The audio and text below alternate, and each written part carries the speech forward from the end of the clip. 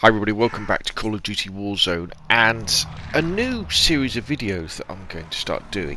The title of this video is Fighting Survivorship Bias, Watch Me Lose at Warzone, with a kind of a subtitle of Death at the Monument. And the idea of these videos is, in this walkthrough, this playthrough, you're not going to see me win at Warzone, you're going to see me die. And the reason for this is that there's this concept of survivorship bias or survival bias. And what that means is that far too often when we're trying to figure out how to be successful at something, we look at the people who are really good at it. You know, and in Warzone and Call of Duty terms, you tend to look at, say, YouTubers and me winning a Warzone thing, or them winning a Warzone walkthroughs, all this sort of stuff. Which is great, but what that doesn't give you is the opportunity to watch why they didn't win, all the things they got wrong. And often we probably know a lot of the things we've got to do right, but it's the mistakes that we see that really help us change and get better and avoid those mistakes in the future. And a little bit of historical context for this, I mean, you can look it up on Google and stuff, but the idea of, one of the ideas behind Survivorship bias was during the Second World War and the Allied bombing campaign over Germany. They were looking at the bombers that were coming back, and they were trying to reduce how many bombers were getting shot down, or fighter planes, how many were getting shot down. And so they were taking all these meticulous records of where all the bullet holes were on these planes when they came back. And they said, right, okay, so we can only put so much armour on these planes. You know, where should we put the armour? And they went to this famous statistician and said, well, where should we put the armour? You know, lots of them, they have all these bullet holes in their wings. Some of them have a few bullet holes in the engine, quite a few bullet holes in the tail and the body. You know, where should we put the extra armour in these bombers and the fighters? And the statistician said, whoa, wait a minute, you can't do this, because you're only looking at the planes that come back, and the ones you should really be interested in are the planes that didn't come back. And obviously, when they did statistical analysis of those planes, when they found them, you know, say when the war finished or when they would come across the planes, is those planes, instead of having lots of bullet holes in the wings, they had lots of bullet holes around the engines and around the cockpit where the people were. In fact, you know, the opposite of what they thought was true, is the fact that planes could take loads of bullet holes in the wings and in the tail and in the body at the back, because it wasn't that important. What really matters was the ones that crashed. And so that's the idea, is if you just looked at the surviving planes and based where you would put your armour, in other words, where you would change things on the surviving planes, you'd end up putting armour on the wings and on the tail, and it wouldn't actually help at all, because when they got hit in the engine or around the cockpit of the planes, they would then crash. So that's the idea behind looking at videos of people not winning. And I'm not just going to do any old video, so this is a good run that I have. Yeah, and it all kind of goes a bit wrong. Okay, so as you can see, what I've done already is I have flown a long way from the flight path to the dam, with the idea of being able to loot up in peace. That's the whole point in, and this is obviously solo Warzone. The idea with this is that early game gunfights in Warzone, and in any Battle Royale, tend to be a bit of a dice roll at the best of times. Because in Warzone's case, you've got 150 people on the server. The tick rate, you know, the rate at which it updates, isn't very fast. And even if you've got an advantageous position against somebody, in other words, you think you've started shooting first, often in the early game, you might find you still lose.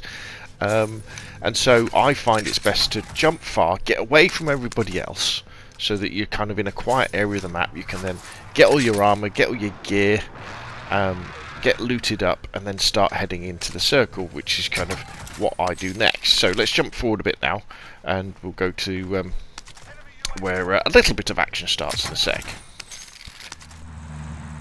Okay, so we're kind of moving into the circle. I've got some wheels. I'm kind of thinking, where am I going to hang up? And I see obviously this loadout drop coming in. So this is quite a good place. So I can't jump out of the vehicle. I don't rush in, and I've noticed that there's more than one supply drop, and whenever you see more than one supply drop, it means that there's one for you and one for someone else. So I'm just kind of keeping an eye on things, because I know somebody else is going to be on their way. They're probably not going to come from my direction, because that was the quiet side of the circle. But there we go. There's another guy there. Oh, actually, no, he's not there yet. Another guy appears in a minute.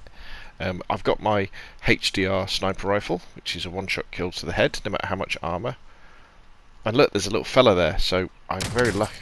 Oh, that's a nice headshot, isn't it? So I headshot him, and now it's all about speed.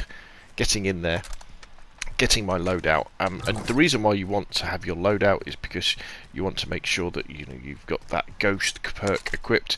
Probably you want to have cold-blooded, and then I use amp to change stuff. Now I kind of cock things up a bit here because my main gun is an M4A1, but I end up with an M4A1 and another M4A1, so I have to end up going back and picking it up to get the sniper back. So let's jump ahead a little bit. Okay, so now I've got my suppressed M4A1, and I've still got that sniper rifle that picked up earlier, and then I hear that somebody's flying in. So I think, this is probably the guy that I killed earlier. So I bet he's going to try and jump down on top of those weapons. And lo and behold, he pops out. Now, the mistake I made there was that I started firing too early. I should have waited for him to get amongst the weapons, and I should have probably used my sniper rifle. So now I make the right decision. He's gone in, he'll be trying to find some armour or put some armour on.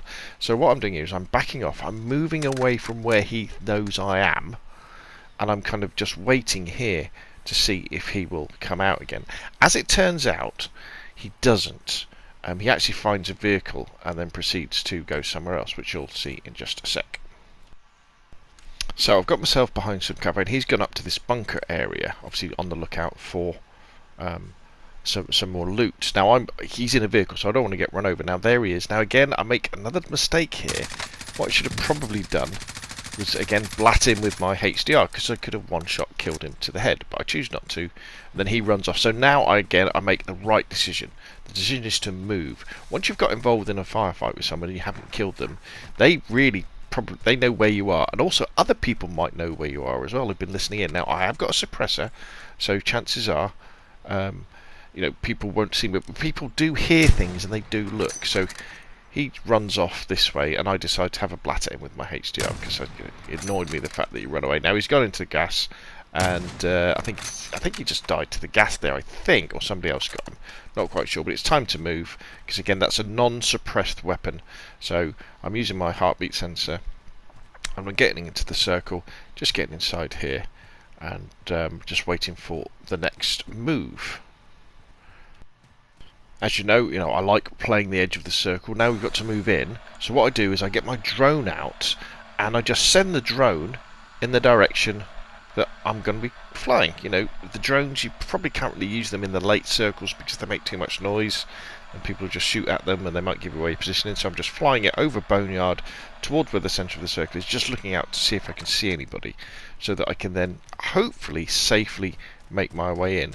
Now you'll notice that there's I think there's a buy station on one side maybe, but what you're looking out for when you're coming in like this is you're listening out for the sounds of boxes. If there's boxes still making a noise, that's a good sign, because it means that other players probably haven't been in through there yet. And you're also looking for things like vehicles that are out of place, but also you're definitely looking for buy stations, because buy stations are always very popular with people, because they've been running in, they may have well been getting into firefights with people, and they need armour, or maybe they got some extra cash. Very lucky I come across this guy, so I can pick up some more AR ammo, and they attract people like magnets. And in fact, attracting people like magnets is a theme for this one, because ultimately it's why I die at the end. But so I'm looking out, I'm listening out. There's a box there that's not that hasn't been taken, that's making noise. So again, I'm just looking around, just seeing what I can see, just being very careful that I don't get too far ahead of the circle. And I think, yeah, we see this guy now. He's going to that buy station, and we blat him. My plan here was to get a UAV, was to pop my UAV and then get another one. So I buy my gas mask, I get his money, I pop my UAV. I But unfortunately, I don't have enough money to buy a new one, so I've wasted my UAV at that point. So maybe not such a great idea. But now we're heading in again. Again, just staying ahead of the gas. Probably a little bit too far ahead of the gas, but again, you've got to be careful using the cover and using my heartbeat sensor to see if anybody's ahead of me.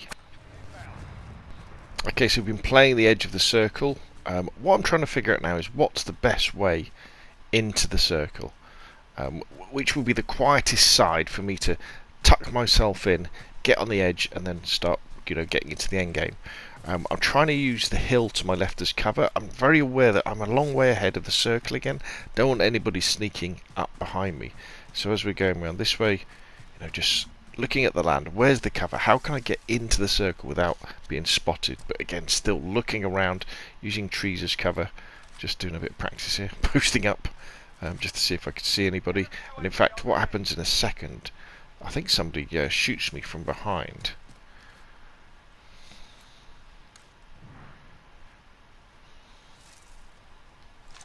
Right, they did. You didn't actually see that. It cut through it. So now I've armoured up. And then I'm trying to figure out where this guy is. Where is he? Where is he? I know he's running ahead of the gas because the gas is coming in. Just keep on moving. Where is he? And I see him over to the right. So I try and pepper him a little bit. And then it's a case of, right, let's get safe. Let's see if we can get safe. And then he shoots me again. But I know he's got to get safe. So we can get behind this wall. See if we can take him out. But he hides. And then we're in a little bit of a face-off situation for a few seconds. So now he's in that bit. He's around that building, but someone's called in a cluster strike on him, and I can see the time's running out. I'm going to have to move soon. He's in the window, right? He really gets me hard there. I've got no armor left, so I think, right, let's just get out of here. The red's coming in now. I can hear someone shooting up to my right. So again, I'm aware if I just keep running in to my left, this person's going to see me. There's also a vehicle. They might get on the vehicle and run me down. Right, they've got ghost on, so I can't see them, but I actually see them here. And then we take them out with the suppressed M4. Pick up their stuff, and then we try and get ahead of the circle. And so now there's only a few of us left, and it's also a case now of thinking about where should I go, and this is where things start to go wrong.